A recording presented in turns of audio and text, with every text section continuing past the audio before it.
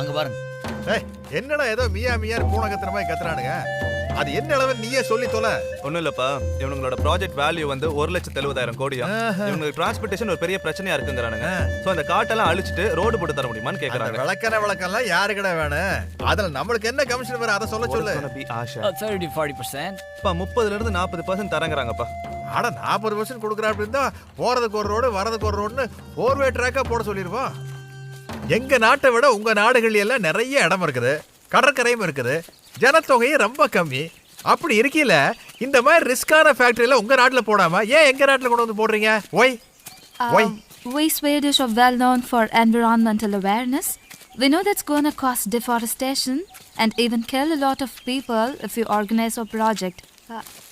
அதனாலே ப்ராப்ளம். அப்பா அவங்க நாட்டு மக்களுக்கெல்லாம் இந்த சுற்றுச்சூழலை பத்தின விழிப்புணர்வு அதிகமா இருக்கான். அதனால இந்த ஃபேக்டரி அங்க ஆரம்பிச்சா மரங்கள்லாம் அழிஞ்சிடும், மக்கள்லாம் செத்துருவாங்கன்னு அவங்களுக்கு நல்லா தெரியும். அதையும் மீறி இவங்க ஆரம்பிச்சாங்கன்னா மக்கள்லாம் போராட்டம் நடத்துவாங்களாம். வாஸ்தவம் தான்.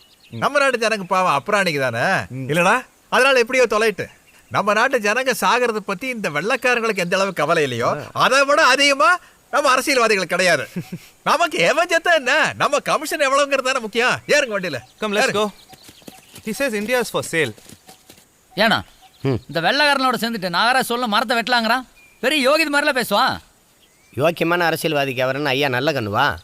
நாகராஜ சொல்லம் தானடா. இப்போ இந்த மரத்தை பூரா வெட்டிவிட்டா என்ன ஆகும்? மரத்தை பூரா வெட்டிட்டா வெறும் மழை தான் இருக்கும். மழை மட்டும் தான் மிஞ்சுமா? அது எப்படி இருக்கும்? பெரிய மழை பெஞ்சதுன்னா மண்ணெல்லாம் கரைஞ்சி போயிட்டு வெறும் பாறை தான் இருக்கும். அப்போ நமக்கு பாறை மட்டும் தான் மிஞ்சும். அதான் வெடி வச்சு தகத்து கிரானைட்டுன்னு வெளிநாட்டுக்கு ஏற்றுமதி செய்கிறோம்ல. கல்குவாரி கேள்விப்பட்டதில்ல நீ? அப்போ தரையாவது மிஞ்சுமா? அதான் பிளாட் போட்டு வித்துறாங்கல்ல, அப்புறம் எப்படி தர மிஞ்சும்? அடா பாவீங்களா. டேய் மலை முழுங்கி மகாதேவங்கள புராணத்தில் படிச்சிருப்ப. போறாங்க பாரு, இவங்க தாண்டா உண்மையான மலை முழுங்கி மகாதேவங்க.